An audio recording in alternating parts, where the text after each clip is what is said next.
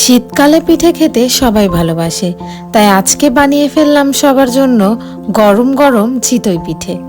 আজকে আমি শেয়ার করব চিতই পিঠের ইজি রেসিপি।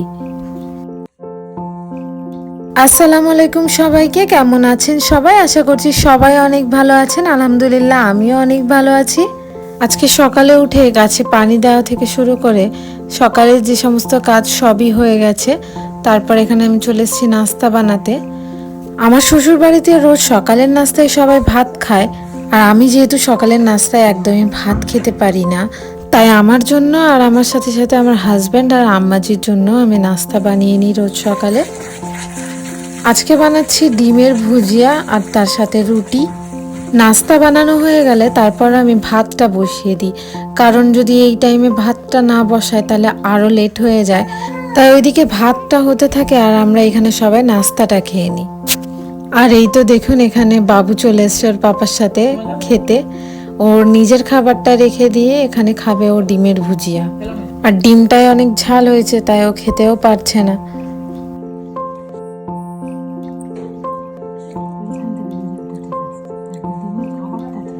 খাওয়া দাওয়ার পর আগে আমি বাসনগুলো মেজে নিই, তারপর রান্না করি। এই টাইমটা সব চা খাওয়ার আর নাস্তার বাসনগুলো থাকে, যেগুলো আমি এখন মেজে নিই। তারপর যখন রান্না হয়ে যায়, রান্নার তো একটা আলাদা বাসন হয়, সেগুলো মেজে তারপর কিচেনটা পরিষ্কার করে অন্য কাজে যাই। সব বাসনগুলো মেজে আমি এই বাস্কেটটার মধ্যে রাখি পানিটা ঝরে যাওয়ার জন্য। আর এই বাস্কেটটার নিচে একটা ট্রে মতো আছে, যাতে পানিগুলো ঝরে ওতে জমা হয়। আর সামনেটা একটু নিচু মতো ঢাল হয়ে আছে, যেটা দিয়ে পানিগুলো সব সিঙ্কে ডাইরেক্ট চলে যায়। আর এই সিঙ্ক, কল আর সিঙ্ক এরিয়ার দিকে যে দুদিকের যে টাইলসটা, প্রত্যেকবার আমি বাসন মাজার পর ভালোভাবে ধুয়ে নিই। আর প্রত্যেকবার পরিষ্কার না করে যদি এমনি রেখে দিই, তাহলে যে পানির যে স্টেনটা পড়ে টাইলসে, সেটা পরিষ্কার করতে অনেক সময় লাগে। তারপর আমি চলে এলাম রান্না করার জন্য। ফ্রিজে এই মাছ কটা রেখেছিলাম, ভাবলাম এই মাছ কটাই ভেজে ফুলকপি আর আলু দিয়ে ঝোল করে নিই।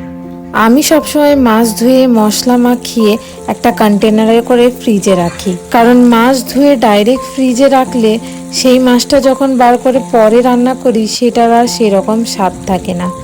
আর মাছ ভেজে যদি ফ্রিজে রাখি আর সেই ভাজা মাছগুলোই যদি পরে আবার রান্না করি, তখন সেই মাছটারও সেরকম স্বাদ থাকে না। তাই যখনই মাছ আনে, আমি মাছগুলোকে ভালো করে মশলা মাখিয়ে একটা কন্টেনারে করে ফ্রিজে রেখে দিই। আর যখন যতটুকু লাগে তখন ততটুকু মাছ বার করে ভেজে তারপরে রান্না করি। এই তো সব মাছগুলো ভাজা হয়ে গেছে আমার। তারপর মাছটা নামিয়ে আমি ফুলকপি আলুর ঝোলটা রান্না করে নিয়েছিলাম, আর ওই ভাজা মাছগুলো তরকারিতে দিয়ে কিছুক্ষণ ফুটিয়েই নামিয়ে নিই। খাওয়া দাওয়া সেরে একটুখানি রেস্ট নিয়ে তারপর ভেবেছিলাম সন্ধ্যাবেলা পিঠে বানাবো, তাই চলে এলাম পিঠে বানাতে।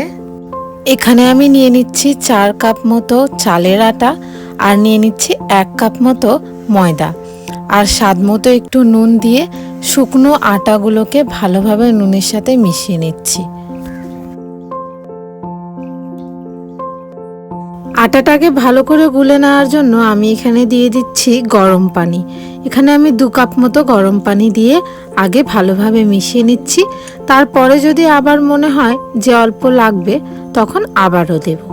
আমি কিন্তু এখানে ফোটানো পানি ইউজ করছি না, আমি এখানে সামান্য উষুম উষুম গরম পানি ইউজ করছি।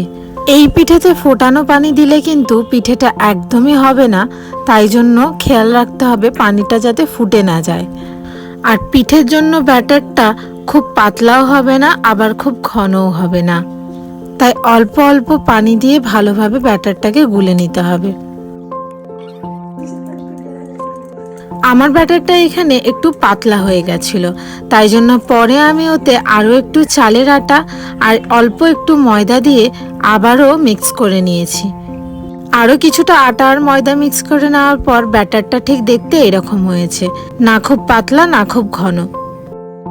পিঠেগুলো তৈরি করার জন্য আমি এখানে নিয়ে নিয়েছি মাটির হাঁড়ি। আর চিতই পিঠে করার জন্য কিভাবে নতুন মাটির হাঁড়িকে গ্যাসের জন্য রেডি করবেন তার একটা আলাদা ভিডিও আমার চ্যানেলে অলরেডি আপলোড করা আছে। তাই যারা জানেন না কিভাবে মাটির হাঁড়ি আগে রেডি করে নিতে হয় তারা আগে আমার ওই ভিডিওটা দেখে নিতে পারেন। হাঁড়িটা যেহেতু নতুন তাই প্রথমেই আমি একটু সাদা তেল দিয়ে দিচ্ছি। মাটির হাঁড়িতে প্রথমে পিঠে করার আগে যদি একটু তেল দেওয়া হয় তাহলে পিঠেগুলো খুব সুন্দরভাবে উঠে আসে। আর যতক্ষণ পিঠে হবে ততক্ষণ কিন্তু গ্যাসের ফ্লেম একদম হাই থাকবে। গ্যাসের ফ্লেম যদি হাই না থাকে তাহলে কিন্তু একটাও পিঠে হবে না। এবার আমি অল্প অল্প ব্যাটার দিয়ে একটা একটা করে পিঠে করে নেব। এখানে আমি চা খাবার কাপের 1 কাপ মতো ব্যাটার দিয়ে দিয়েছি। ব্যাটারটা দিয়ে দেওয়ার পর এটাকে আমি মাটির ঢাকনাটা দিয়ে ঢেকে দিচ্ছি।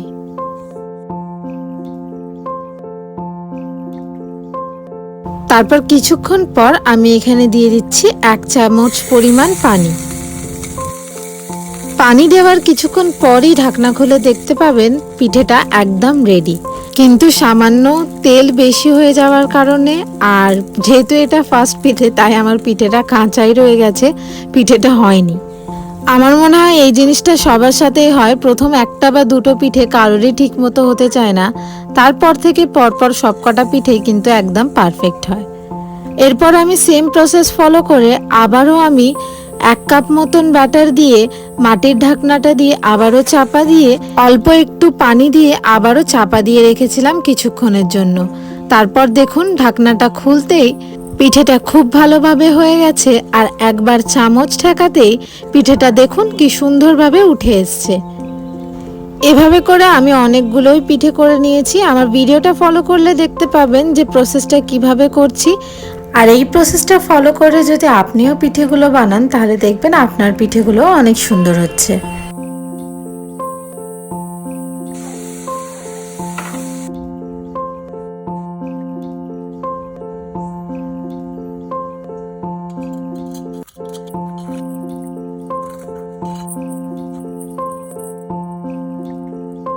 চিতই পিঠে অনেকেই আছে যারা গুড় দিয়ে খেতে পছন্দ করে, আবার অনেকে আছে যারা দুধ দিয়ে ভিজিয়ে খেতে পছন্দ করে।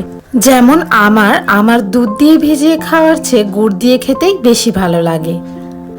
আর পিঠে দিয়ে খাওয়ার জন্য আমি এখানে নিয়ে নিয়েছি খেজুরের গুড়। আর আপনাদের দেখিয়ে দিই পিঠেগুলো কতটা নরম আর দেখতেও কতটা সুন্দর হয়েছে।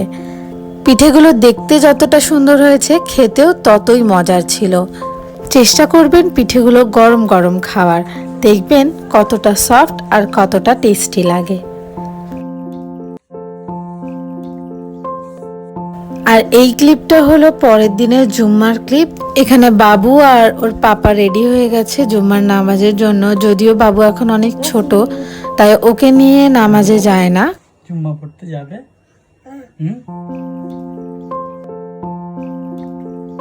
আর এই দিনে যেহেতু আমার ননদ আর নন্দায় নফল রোজা রেখেছিল তাই জন্য সন্ধ্যের আয়োজন করার জন্য একটু ব্যস্ত হয়ে পড়েছিলাম বিকেলের দিকে। তাই রান্নার আর সেরকম অন্য কিছুর আমি ভিডিও করতে পারিনি।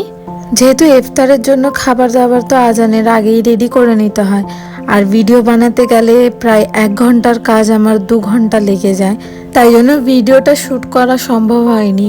আর এখানে আমি সবকিছু রেডি হয়ে যাওয়ার পর ছোট একটা ভিডিও করে নিয়েছিলাম। আর এই তো বাবু আজানের আগেই খাওয়া দাওয়া শুরু করে দিয়েছে।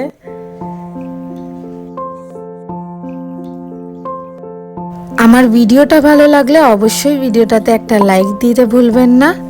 আর আমার এরকম আরও ভিডিও দেখার জন্য চ্যানেলটিকে অবশ্যই সাবস্ক্রাইব করবেন। আজকের ভিডিওটা এখানেই শেষ করছি। সবাই ভালো থাকবেন। আল্লাহ হাফিজ।